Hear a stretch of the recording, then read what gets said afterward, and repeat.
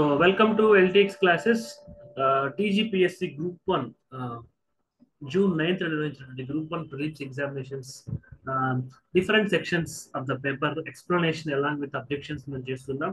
So Telangana portion almost complete చేసాం, Indian portion కూడా complete చేస్తున్నాం. మనకి పాలిటీ అండ్ గవర్నెన్స్ మనకి ఇండియన్ పోర్షన్ లో మిగిలింది. So polity and governance question యొక్క సెక్షన్ సంబంధించినటువంటి detailed analysis, explanation, nature of the questions, objections ఏమైనా ఉంటే అవన్నీ ఈ క్లాస్ లో మనం డిస్కస్ చేయడం జరుగుతుంది.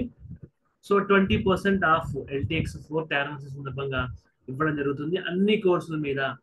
So TGPSC complete pack group 1 and group 2 కి మెయిన్స్ ఎన్రిచ్మెంట్ ప్రోగ్రామ్ కి అన్ని ప్రోగ్రామ్స్ మీద ఈ యొక్క ఆఫర్ ఇవ్వడం జరుగుతుంది. 7893899553 కి డైల్ చేయండి. అదేవిధంగా గ్రూప్ 1 ప్యాకేజ్ అయితే 25,000 కి, గ్రూప్ 2 ప్యాకేజ్ 18,000 కి లైఫ్ టైం వ్యాలిడీ తోటి, అప్డేటెడ్ సిలబస్ తోటి, లైవ్ ప్లస్ రికార్డింగ్ సెషన్స్ ఉంటుంది. 30 జూన్ వరకు ఈ ఆఫర్ ఉంటుంది. ఈఎంఐ లో కూడా చెల్లించుకోవచ్చు. ఈ ఫెసిలిటీ ఎల్టీఎక్స్ లో ఉంటుంది. సో మరిన్ని వివరాలకు డిస్ప్లే చేసిన ఫోన్ నెంబర్ ని సంప్రదించండి. సో 20 క్వశ్చన్స్ వచ్చాయి. దీంట్లో అబ్జెక్షన్ కి దాదాపుగా మనకి తావలేదు. పాలిటీ అండ్ గవర్నెన్స్ ఇది కాన్సెప్చువల్ గా ఉంది, అప్లికేషన్ ఓరియంటెడ్ గా ఉంది. కోర్టు యొక్క జడ్జిమెంట్స్, ప్రీసిడెంట్స్ అంటాం, హైకోర్టు అండ్ సుప్రీం కోర్టు యొక్క జడ్జిమెంట్స్, కమిషన్స్ రిపోర్ట్స్, సో ఇవన్నీ ఫ్యాక్చువల్ గా ఉన్నాయి. బట్ అప్లికేషన్ వాటిని ఏ ఆర్టికల్ లేదా ఏ ప్రొవిజన్, ఒక కాన్స్టిట్యూషనల్ ప్రొవిజన్ లేదా ఒక కాన్స్టిట్యూషన్ సంబంధించిన ఒక వర్డ్ ఇచ్చేసి ఆ వర్డ్ వెనుక ఉన్నటువంటి ఫిలాసఫీ, దాని యొక్క పర్పస్, సో ఏ పర్పస్ తో అది ప్రవేశపెట్టారు, ఇలాంటి విషయాలు డెప్త్ గానే అడిగారు. ఒక మెచ్యూర్డ్ పేపర్ అని మనం చెప్పుకోవచ్చు. ఈజీ పేపర్ అని చాలా మంది భ్రమపడుతుంటారు. బట్ కొన్ని క్వశ్చన్స్ ఈజీగా ఉన్నప్పటికీ ఓవరాల్ గా ఒక గ్రూప్ 1 స్థాయి యాస్పిరెంట్ క్యాపబిలిటీస్ గవర్నెన్స్ విషయంలో వచ్చు, ఇండియన్ కాన్స్టిట్యూషన్ మీద దొరుకునేటువంటి పట్టుని టెస్ట్ చేసే విధంగా గ్రూప్ 1 స్థాయికి తగ్గట్టుగానే పేపర్ ఉంది. సో ఫస్ట్ క్వశ్చన్ అంటే మాస్టర్ క్వశ్చన్ పేపర్ లో question number 2, who among the following were appointed as the election commissioners of India in March 2024. So ఇక్కడ మనకి అరుణ్ గోయల్ లేదా అరుణ్ కుమార్ గోయల్ అవ్వచ్చు, రాజీవ్ కుమార్ అవ్వచ్చు, వీళ్ళు కాదు. So once chief election commissioner గా వర్క్ చేసినటువంటి వాళ్ళు అండ్ మార్చ్ 2024 అపాయింట్మెంట్స్ తో సంబంధం లేని వ్యక్తులు వీళ్ళిద్దరు. సో వీళ్ళిద్దరిని ఎలిమినేట్ చేస్తే ఏడి తీసేయాలి. సో థర్డ్ ఆప్షన్ మనం తీసేయచ్చు, సెకండ్ ఆప్షన్ తీసేయచ్చు, అండ్ మనము యొక్క బి, సో మనకి జ్ఞానేష్ కుమార్ అండ్ సుఖ్బీర్ సింగ్ సంధు, సో వీళ్ళిద్దరు మాత్రమే ఉన్నారు. సో మనకి ఆన్సర్ వచ్చేసి 4th ఆప్షన్ వస్తుంది. సో జ్ఞానేష్ కుమార్ అండ్ సుఖ్బీర్ సింగ్ సంధు వీళ్ళు 2024 మార్చ్ లో సో కొత్త chief election commissioner and election commissioners act pass అయిన తర్వాత వచ్చినటువంటి ఎలక్షన్ కమిషనర్స్ కింద మనం గుర్తించాల్సి ఉంటుంది. సో కరెంట్ అఫైర్స్ తో పాటు కాన్సెప్చువల్ డెప్త్ ని కూడా క్వశ్చన్ చేసేటువంటి క్వశ్చన్ కింద మనం ఎగ్జాంపుల్ చూసుకోవచ్చు. So who was appointed as the national icon for voter awareness and education for the election commission of India October 2023. So ఇది కూడా కరెంట్ అఫైర్స్ కిందకి వస్తుంది. ఎలక్షన్ ఇయర్ కాబట్టి న్యాచురల్ గా ఎలక్షన్ యొక్క మనకి ఐకాన్ లేదా రోల్ మోడల్ కింద మనకి క్వశ్చన్ అడగడం జరిగింది. సో ఈ యొక్క సోను సూద్, విరాట్ కోహ్లీ వీళ్ళందరూ గవర్నమెంట్ కి సంబంధించిన డిఫరెంట్ యాక్టివిటీస్ లో మనం చూసాం కాబట్టి కన్ఫ్యూజ్ అవుతాము. సో రాజ్ కుమార్ రావు, సో బాలీవుడ్ కి సంబంధించినటువంటి ఒక యాక్టర్ రాజ్ కుమార్ రావు ఉన్నారు. So election commission of India యొక్క మనం పోస్టర్ చూసినట్లయితే అతని పిక్చర్ మనకు ఉంది. Option is second option. So current affairs కి సఫిషియంట్ వెయిటేజ్ ఇచ్చారని చెప్పేసి ఈ రెండు ఎంసీక్యూస్ నుంచి మనం చూసుకోవచ్చు. So which of the following points are correct in relation to articles of directive principles of state policy? So again election years అంటే మేనిఫెస్టోలు హామీలు అన్ని కూడా. సో ఏ హామీ తీసుకున్నా మనం ఇన్ డీటెయిల్ గా వెళ్తే అది డిపిఎస్పీస్ కి రిలేటెడ్ గానే ఉంటుంది. ఎందుకంటే డిపిఎస్పీస్ ని ఆదేశిక సూత్రాలు తెలుగులో అంటాము. Those are guiding principles for the governance of any this country. So ఈ కంట్రీని గవర్న్ చేయడానికి ప్రభుత్వానికి రాజ్యాంగం, రాష్ట్ర ప్రభుత్వం అవ్వచ్చు, కేంద్ర ప్రభుత్వం అవ్వచ్చు, దానికి ఇచ్చినటువంటి ఒక మార్గనిర్దేశాన్ని డిపిఎస్పీస్ అంటారు, directive principles of state policy. State can enact legislations based on the DPSPs and courts will upheld if any law made by legislature in concurrence with the DPSP. Sometimes even it can override the fundamental rights also. So మన article 31C 31B, so ఈ యొక్క constitutional amendments 1970s లో జుడిషియరీకి legislation కి మధ్య అయినటువంటి friction అవ్వచ్చు, the evolution of transformative constitutionalism అనేటువంటి దాంట్లో మన డిపిఎస్పీస్ గురించి ఎంత డిస్కస్ చేసినా తక్కువే. సో ఈ యొక్క ఎంసిక్యూషన్కి వస్తే article 39A free legal aid కరెక్టే. So article 43A workers participation in management of industry. So కొత్తగా వచ్చినటువంటి లేబర్ కోడ్స్ అవన్నీ కూడా దీని యొక్క ఇన్స్పిరేషన్ ఉంటుంది. NALSA act 1985. So NALSA act 1985. Next legal services authority act 1985 article 39A ప్రకారం ఉంది. కొత్తగా వచ్చినటువంటి లేబర్ కోడ్స్ 2020 ఆర్టికల్ 43A ప్రకారం ఉంది. Article 51 promote internal peace and international peace and security.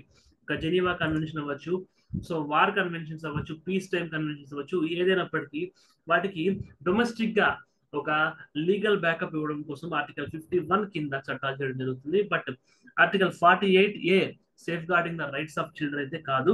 So ఇది ఒక్కదాన్ని ఎలిమినేట్ చేస్తే మనం సిని సో 1, 3, 2 తీస్తే fourth option ABD only correct. మనకి ఆర్టికల్ 48 వచ్చేసి ఎన్విరాన్మెంటల్ ప్రొటెక్షన్ సంబంధించినటువంటి సేఫ్ గార్డ్స్. సో మనకి వైల్డ్ లైఫ్ ప్రొటెక్షన్ యాక్ట్ 1972 అవ్వచ్చు, ఎన్విరాన్మెంటల్ ప్రొటెక్షన్ యాక్ట్ అవ్వచ్చు, వాటర్ యాక్ట్ అవ్వచ్చు, 1984, 1970s లో వచ్చినటువంటి ఎయిర్ పొల్యూషన్ యాక్ట్ అవ్వచ్చు. ఇవన్నీ కూడా ఈ యొక్క ఆర్టికల్ 48 యొక్క నేషనల్ గ్రీన్ ట్రిబ్యునల్స్ ఆ మాటకు వస్తే ఎన్జిటి అవ్వచ్చు.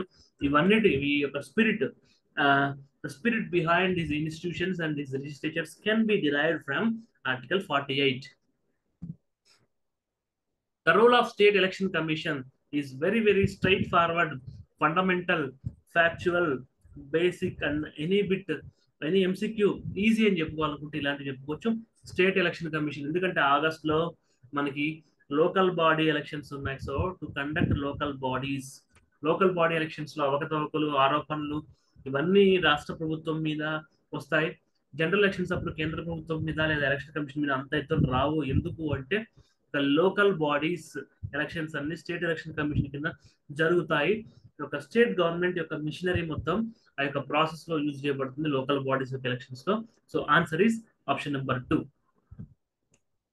Consider the following in relation to election of members of parliament. So లెంతీగా కనిపిస్తుంది కానీ ఈజీగానే ఉంటుంది సాల్వ్ చేస్తే. బట్ పేషెన్స్ ఉండాలి, పర్సీవరెన్స్ ఉండాలి, అదేవిధంగా అప్లికేషన్ ఆఫ్ మైండ్ అనేటువంటిది ఉండాలి. ఎగ్జామ్ టైంలో టెన్షన్ కి స్ట్రెస్ గురవకుండా, ఎందుకంటే ఈజీగా ఎలిమినేట్ చేసేటువంటి స్టేట్మెంట్స్ మన కంటికి కనిపిస్తాయి. So statement number D. So D statement ఇస్తే Rajya Sabha members are allocated to each state on the geographical area. Exam mode లో ఎగ్జామ్ టైం కరెక్ట్ అనిపిస్తుంది కానీ జాగ్రఫికల్ ఏరియా కాదు, it's based on population. So population ని బట్టి రాజ్యసభ సీట్లు ఇస్తారు. సో మనకి ఉత్తరప్రదేశ్ కంటే పెద్ద రాష్ట్రాలు చాలా ఉన్నాయి కానీ ఉత్తరప్రదేశ్ కి రాజ్యసభలో ఎక్కువ రిప్రజెంట్ ఎందుకు ఉంటుందంటే మనకి population. So D option wrong అయితే మనం fourth option, second option eliminate చేయొచ్చు. సో ఏబిసియా ఏబి ఓన్లీయా మనం తెలుసుకోవాల్సి ఉంటుంది. A few Rajya Sabha members are nominated by prime minister for special knowledge. So special knowledge కి నామినేట్ చేయడం కరెక్టే, ఎ ఫ్యూ మెంబర్స్ కరెక్టే, but it is not done by prime minister, it is done by president. So C తీసేస్తే 1 కూడా తీసేయచ్చు. Answer వచ్చేసి 3. So A and B మనం cross check చేస్తే Lok Sabha members are elected directly on the basis of adult suffrage. Correct. Universal adult franchise మనం ఇచ్చాము. So జాతి, కుల, మత, లింగ భేదాలు లేకుండా ప్రతి ఒక్క ఓటర్ కి 1 vote and so 1 vote 1 value అనే సిస్టమ్ మీద first past the post system లో యూనివర్సల్ అడల్ట్ సఫ్రేజ్ పద్ధతి కింద మన ఎలక్షన్స్ కండక్ట్ చేయబడతాయి. Rajya Sabha members are indirectly elected on a proportional representation basis by elected members of the state legislative assembly. ఇది కూడా correct అని మనందరికీ తెలుసు. So CD wrong, AB right. So the answer is option number 3. So right. So match the following articles of the constitution of India with their provisions. మనకి article 14 equality before law and equal protection of law అని మనకు తెలుసు. So ఏని మనం 3తో match చేయొచ్చు. Article 16 equality of opportunity in public employment, ఇది కూడా మనకు తెలుసు. సో ఆర్టికల్ 17 అన్టచబిలిటీకి సంబంధించిన అబాలిషన్ మనకు తెలుసు. సో 3, 2, 1 మనకి 3, 2, 1 చూసుకున్నట్లయితే సో ఎస్ 3, 2, 1 ఉంది. డి చెక్ చేద్దాము. Article 18 abolition of titles. So factual, fundamental and straight question. So మనం కరెంట్ అఫైర్స్ చూసాము, కరెంట్ అఫైర్స్ అప్లికేషన్ చూసాము, ఫ్యాక్చువల్ క్వశ్చన్ చూసాము, ఫ్యాక్చువల్ ఫండమెంటల్ స్ట్రైట్ క్వశ్చన్స్ కూడా చూసాము. కాబట్టి this a very very well composed paper by TGPSC అని మనం once again I would like to share with you. So the Parliament enacted Untouchability Offences Act 1955. Which of the following became the first case before the Supreme Court under the Act? So ఇక్కడ నేను మీకు చెప్పదలుచుకుంది objections rise చేయడానికి అనుకూలంగా ఉన్న question లా కనిపిస్తుంది. Post and telegraphs scheduled caste scheduled tribes employees welfare association ఈ case అవ్వచ్చు, మనకి కేరళ వర్సెస్ గులాబ్ సింగ్ అవ్వచ్చు. బట్ డైరెక్ట్ గా ఈ యొక్క అన్టచబిలిటీ యాక్ట్ 1955 కింద నమోదైనటువంటి కేసు సుప్రీంకోర్టులో మనకి ఇది state of Karnataka versus Appa Balu Ingale అని చెప్పి చెప్పుకోవచ్చు. సో మిగతా కేసెస్ ఎర్లియర్ డేట్స్ లో ఉన్నాయి, నిజంగానే ఉన్నాయి. బట్ అవి ఎస్సీ ఎస్టీకి సంబంధించినటువంటి కేసెస్ కూడా అయి ఉన్నాయి. బట్ ఈ యాక్ట్ కింద, సో అన్టచబిలిటీ యాక్ట్ 1955 ప్రొవిజన్స్ ఆ యొక్క ఫ్రేమ్వర్క్ కింద మాత్రం మనకి అప్రోప్రియేట్ ఆప్షన్ కింద state of Karnataka versus Appa Balu Ingale అని చూసుకోవచ్చు. సో ఇలాంటి క్వశ్చన్స్ ప్రతి పేపర్లో, తెలంగాణ కల్చర్లో, తెలంగాణ హిస్టరీలో, తెలంగాణ జాగ్రఫీలో, తెలంగాణ పాలసీస్లో, ఇండియన్ హిస్టరీలో, ఇండియన్ పాలసీస్లో మనం చూసాం. సో ఇక్కడ కూడా ఉంది. సో ఇలా నియరెస్ట్ ఆప్షన్స్, ఆల్టర్నేటివ్ ఆప్షన్స్, వేరే ఆప్షన్స్ లో కూడా మనం ఎత్తుకొచ్చి పోస్ట్ అండ్ ఈ P&T versus union of India ఈ కేసులో కూడా మనకి ఎస్సీ ఎస్టీకి సంబంధించిన విషయాలు మనకి కనిపిస్తాయి డైరెక్ట్లీ అండ్ ఇండైరెక్ట్లీ. సో అలాంటప్పుడు మోస్ట్ అప్రోప్రియేట్ ఆన్సర్స్ ని మనం చూడాల్సిన అవసరం ఉంది. సో ఆన్సర్ ఈ state of Karnataka versus Appa Balu Ingale. So దీనికి ఎక్స్ప్లెనేషన్ ఉంది. ఇది మనకి ఇండియన్ కానూన్ యొక్క వెబ్సైట్ నుంచి తీసుకున్నాం కాబట్టి ఏ వెబ్సైట్ నుంచి తీసుకున్నా మీ అందరికి తెలుసు. నేను ఆ సోర్స్ ని మెన్షన్ చేస్తాను ఖచ్చితంగా.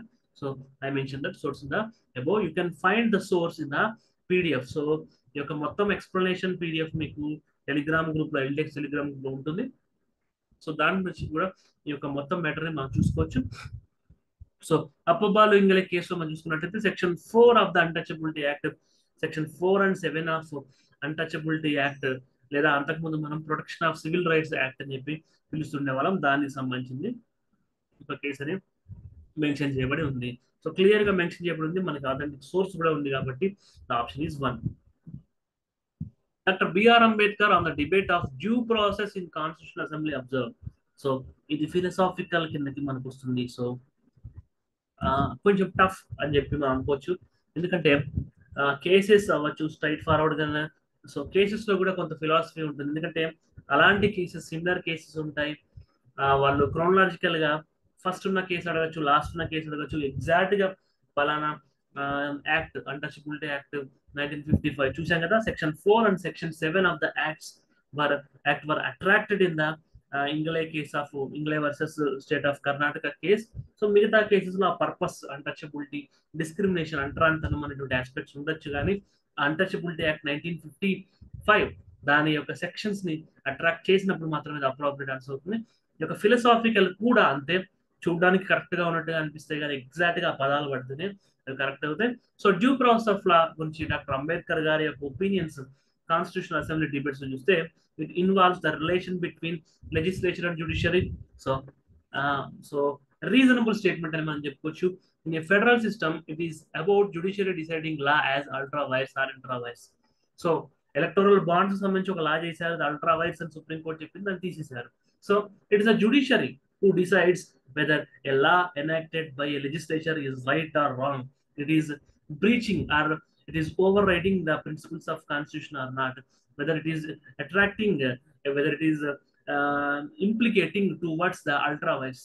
ఒక లా అనేటువంటిది రాజ్యాంగబద్ధంగా లేదు, రాజ్యాంగానికి వ్యతిరేకంగా ఉంది అనేటువంటిది ఎగ్జామిన్ చేయాల్సిన బాధ్యత హైయర్ జ్యుడిషియరీస్ అంటే హైకోర్ట్స్ అండ్ సుప్రీం కోర్ట్స్ మీద ఉంటుంది, ఎస్పెషల్లీ సుప్రీం కోర్ట్ మీద ఉంటుంది. కాబట్టి బి ఆప్షన్ కూడా correct.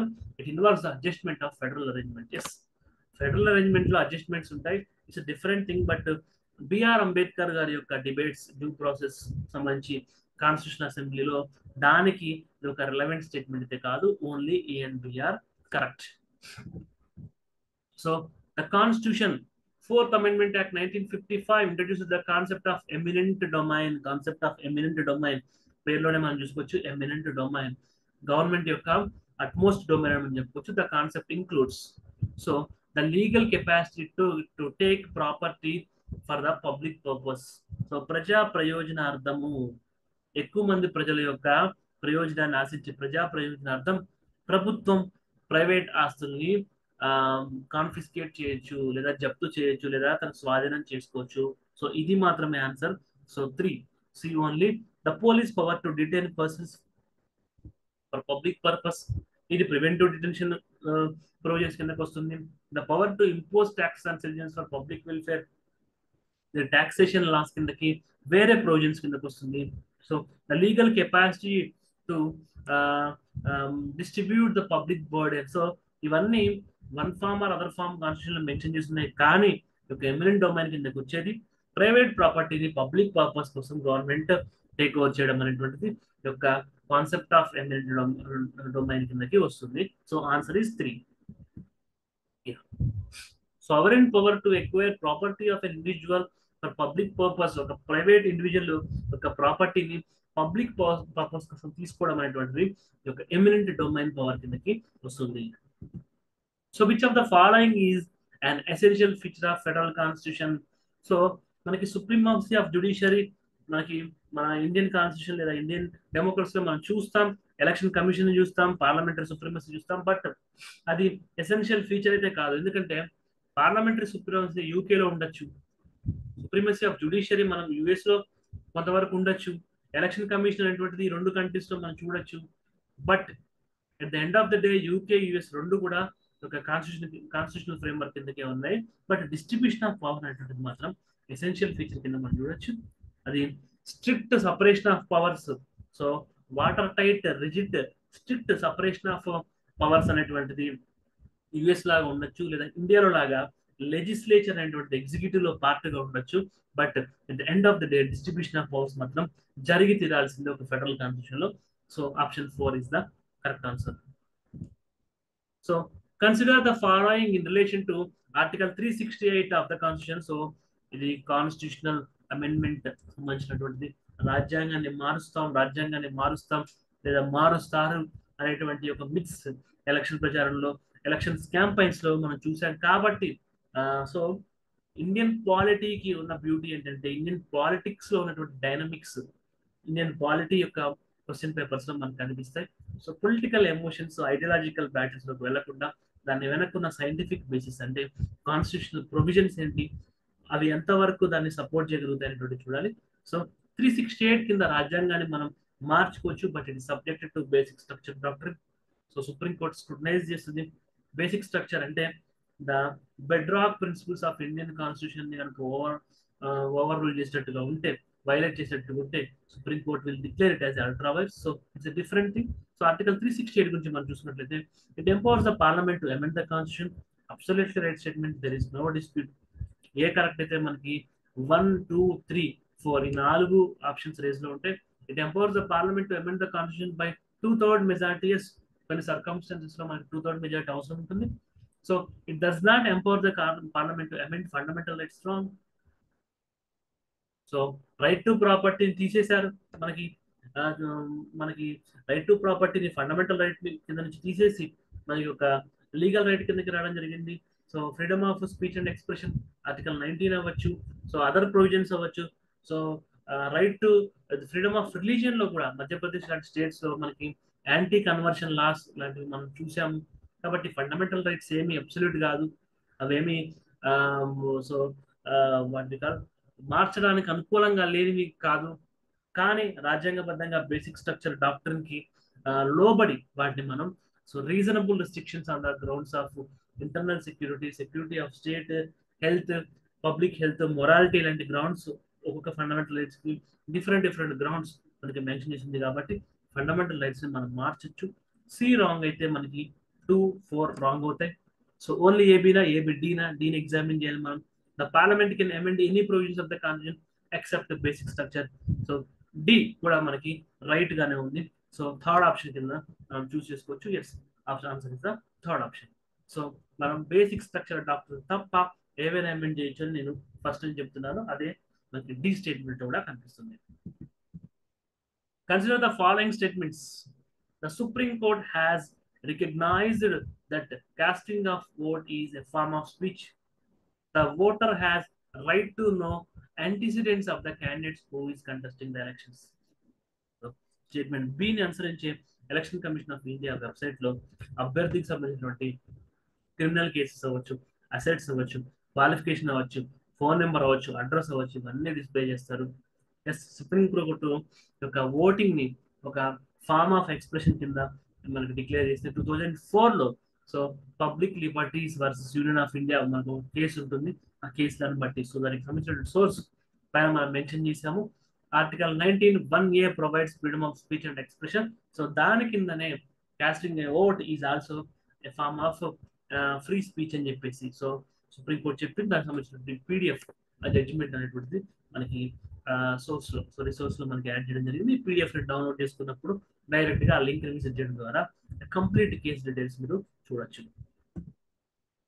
Which of the following models of district administration that emerge in the post-independent India are true? The first model emphasizes separation of regulatory functions from development functions. Development functions అంటే అభివృద్ధికి సంబంధించినటువంటి కర్తవ్యాలు, regulatory functions అంటే నియంత్రణ, day to day business ఉంటుంది కదా. So మనకి licences, so bike, car వీటికి లైసెన్సులు ఇవ్వడము, లేదా వైన్ షాప్స్ లైసెన్స్ అవ్వచ్చు. సో ఒక సిస్టమ్ ని నియంత్రించడం అనేటువంటిది రెగ్యులేటరీ ఫంక్షన్స్. డెవలప్మెంట్ అంటే ఎక్స్పాండ్ చేయడము, విస్తరించడము, ఇలాంటివన్నీ డెవలప్మెంట్ ఫంక్షన్స్. ఇది first model. The second model stipulates combining regulatory and development functions under the control of district collector. So విడివిడిగా ఉన్న వాటిని కలపడం అనేది second model. Third model recommended by Sarkaria commission for unification of regulatory and development functions at the district level and decentralisation. So కింది స్థాయిలో విడదీయడము, పై స్థాయిలో కలపడం. So ఇది మాత్రం wrong. So only statement A and B are correct. We'll go with option 1.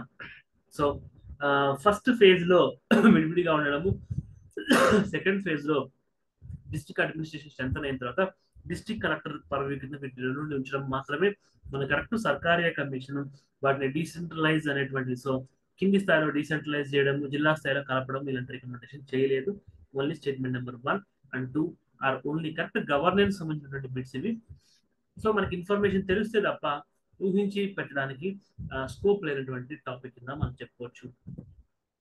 Which of the following measures did the second administrative reforms commission suggest in its reports to ensure ethics in governance?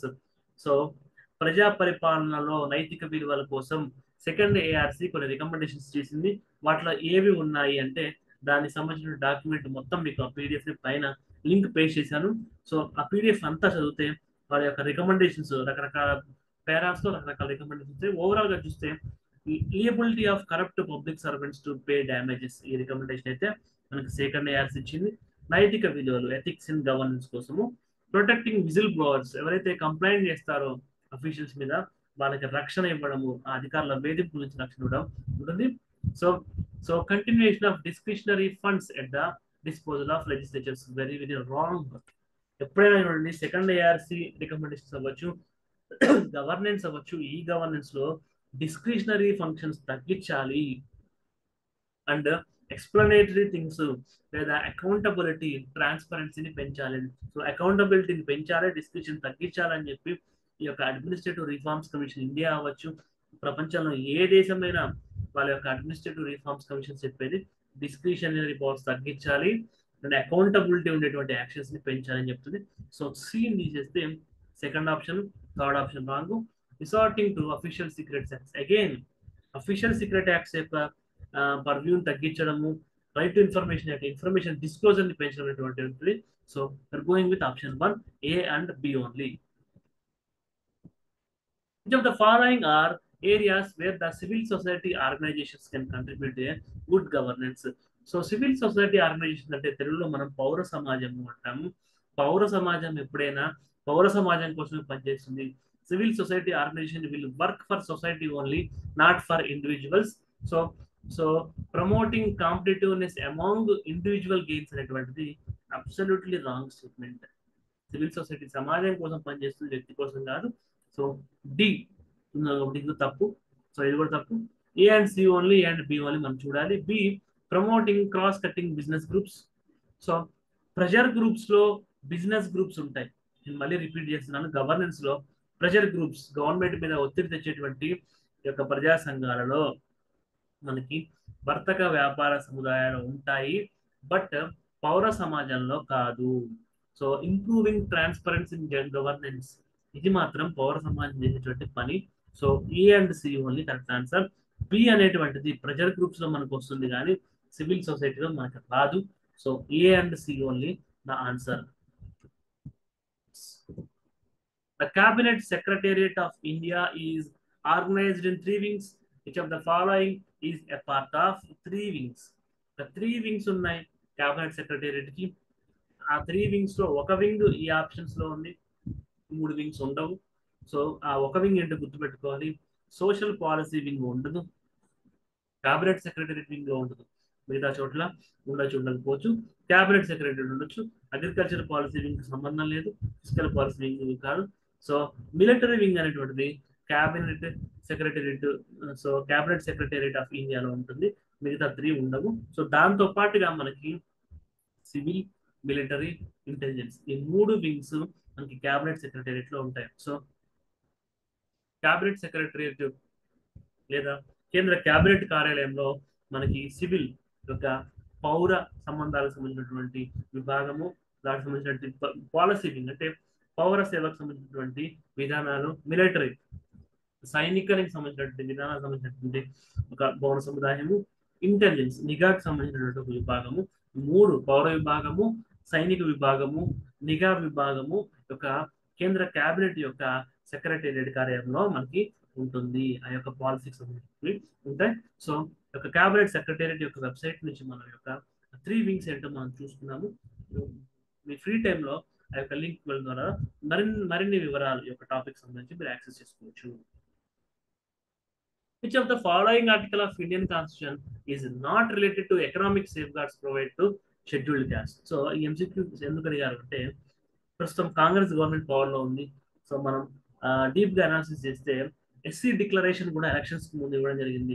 Congress party, ప్రభుత్వం కాదు party, అధికారం కోసం రావడం కోసం చేసినటువంటి election campaign లో SC declaration కూడా ఉంది. కాబట్టి ఒక సోషో ఎకనామిక్ ఆస్పెక్ట్స్ మనకి నెక్స్ట్ మెయిన్స్ లో గ్రూప్ 2 లో అప్కమింగ్ ఎగ్జామినేషన్ డిఏఓ ఎగ్జామినేషన్ ఉంది. సో ఈ రోజు హాస్టల్ వెల్ఫేర్ ఆఫీసర్ ఎగ్జామ్ జరిగింది. సో ఒక సోషో ఎకనామిక్ బ్యాక్గ్రౌండ్ కి సంబంధించినటువంటి కాన్స్టిట్యూషన్ ప్రొవిజన్స్ ఖచ్చితంగా బాగా చదువుకుని వెళ్ళాలి. సో చూస్తే ఆర్టికల్ 23, 24 మనకి ఫండమెంటల్ రైట్స్. సో ఈ ఫండమెంటల్ రైట్స్ నుంచి అప్రెస్డ్ సెక్షన్స్, వీకర్ సెక్షన్స్ కి సేఫ్ గార్డ్స్ మనం ఎక్స్పెక్ట్ చేయొచ్చు.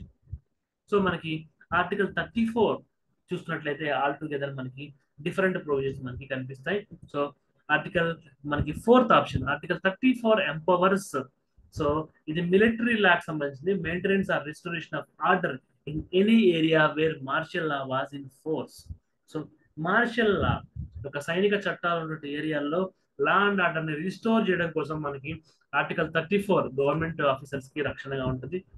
46 అనేది ఎస్సీ ఎస్టీ ఇలాంటి వీకర్ సెక్షన్స్ లో ఎడ్యుకేషనల్ ఎకనామిక్ ఇంట్రెస్ట్ల కోసం ప్రభుత్వానికి డైరెక్షన్ ఇచ్చేటువంటి డిపిఎస్పిస్ లో పార్ట్ గా 46 మనకు ఉంటుంది. సో 23, 24 ఫండమెంటల్ రైట్స్ కాబట్టి ఫండమెంటల్ రైట్స్ యూజ్ చేసుకుని వాళ్ళకి ఎకనామిక్, సోషల్, పొలిటికల్ జస్టిస్ మనం చేయొచ్చు. సో 46, 23, 24 ఆ పర్పస్ లో ఉపయోగపడతాయి. కానీ 34 కి ఎస్సీల యొక్క ఆర్థిక స్వావలం మనకి ఎటువంటి సంబంధం లేదు. సో మన ఆప్షన్ వచ్చేసి ఆప్షన్ 4 34. ఈ 34 తప్పితే మిగతా మూడు articles direct related to economic safe guards related to scheduled caste which are mentioned in the constitution. So 120 bit కింద మనం చూసినట్లయితే which of the following statements about article 15 are correct? The state shall not discriminate against any citizen on grounds only of race, religion, caste, sex, place of birth. So ఈ యొక్క religion, race, caste, sex, place of birth అనేటువంటి mention చేసి ఉన్నాయి. So ఇవన్నీ మనం comfortable గా ఈ option ని మనం కీప్ ఆన్ చేయొచ్చు. Nothing in this article shall prevent the state from making any special provisions for women and children. Women and children కి ఎక్సెప్షన్స్ ఇచ్చారు. సో బీని కూడా మనం విత్హోల్డ్ చేయొచ్చు. బట్ ఈక్వాలిటీ బిఫోర్ లా అనేది ఆర్టికల్ 14 కి సంబంధించింది. Equality before law and equal protection of law అనేటువంటిది article 14 already match the following గా మనం చూసాం. కాబట్టి ఆర్టికల్ సంబంధించిన ఎంసీక్యూస్ అప్కమింగ్ ఎగ్జామినేషన్స్ అంటే డిఏఓ ఎగ్జామినేషన్ అవ్వచ్చు, గ్రూప్ 2, గ్రూప్ 3 ఎగ్జామ్స్ అవ్వచ్చు, అదర్ డిపార్ట్మెంట్ ఎగ్జామ్స్ అవ్వచ్చు, కాన్స్టిట్యూషనల్ ప్రొవిజన్స్ చూసినప్పుడు ఏదైనా ఒక చట్టం కానీ లేదా ఆర్టికల్స్ కానీ వచ్చినప్పుడు మీకు తెలియకపోతే అది సాల్వ్ చేయకుండా ఉంచి ముందుకెళ్ళండి. సో పేపర్లో ఏదో ఒక పోర్షన్లో ఆ ఆర్టికల్ సంబంధించి మళ్ళీ రిపీటెడ్గా అడిగేటువంటి అవకాశం ఉంటుంది. ఇందాక మ్యాచ్ ద ఫాలోయింగ్ ఆర్టికల్ 14ని మనం జత చేసాం. Equality before law and equal protection of law. So C తీసేస్తే మనకి థర్డ్ ఆప్షన్ తీసేయచ్చు, సెకండ్ ఆప్షన్ తీయచ్చు. ఓన్లీ బి అంటే బితో పాటు ఏ కూడా కరెక్ట్ ఆల్రెడీ మనం సాల్వ్ చేసాం. So our option is 1, A and B only. So 124th I hope last question మనం వచ్చేసాము. సో వేరియస్ యాక్ట్స్ ఉన్నాయి. SC ST prevention of atrocities act, national commission for Safai Karamcharis act, child labour prohibition of regulation act, rights of persons with disabilities act. So చూడగానే acts years ఎవరికి గుర్తుంటాయని depress అవ్వచ్చు, లో అవ్వచ్చు, quality interest లేని వాళ్ళు, touch లేని వాళ్ళు, క్వాలిటీ బ్యాక్గ్రౌండ్ లేని వాళ్ళు ఫీల్ అవ్వచ్చు. బట్ డీప్ గా చూస్తే rights of persons with disabilities act ఇప్పుడు ఇండియా 3 గవర్నమెంట్ పవర్ లో ఉంది. సో ఇండియా గవర్నమెంట్ రూల్ చేసినప్పుడే మనకి ఫస్ట్ ఇండియా గవర్నమెంట్ లోనే యొక్క persons with disabilities act amendment చేయడం జరిగింది. సో కరెంట్ అఫైర్స్ అయిన వాళ్ళకి ఈజీగానే గుర్తుండొచ్చు. So D1. సో ఇవన్నీ 90s లో ఉంటాయి, 2000 లో ఉంది. కాబట్టి ఈ యొక్క బిట్ మనకి ఈ యొక్క పైన తెలిపినటువంటి 3 ఆప్షన్స్ మనం లాస్ట్ 10 years, లాస్ట్ 5 years లో న్యూస్ లో కానీ టీవీలో కానీ ఎక్కడ చూసి ఉండలేం. కాబట్టి డి ఆప్షన్ 1 సూట్ అవుతుంది. సో ఇక్కడ D3 ఉంది, ఇక్కడ D2 ఉంది, D4 ఉంది. కంఫర్టబుల్ ఈ ఆప్షన్ ఫిక్స్ అవ్వచ్చు. మరణ ఒకసారి క్రాస్ చెక్ చేస్తే చైల్డ్ లేబర్ కి సంబంధించింది 1986. ఇది మనకి తెలుసు. చైల్డ్ లేబర్ నుంచి ప్రొవిజన్స్ చదివినప్పుడు డిపిఎస్పిస్ లో ఫండమెంటల్ రైట్స్ లో దాని కింద వాటి ఇన్స్పిరేషన్ తో వచ్చినటువంటి యాక్ట్ కింద మనకి చైల్డ్ లేబర్ యాక్ట్ 1986 వస్తుంది. నేషనల్ కమిషన్ ఫర్ సఫాయి కర్మచారీస్ ఇది 1993 వచ్చింది.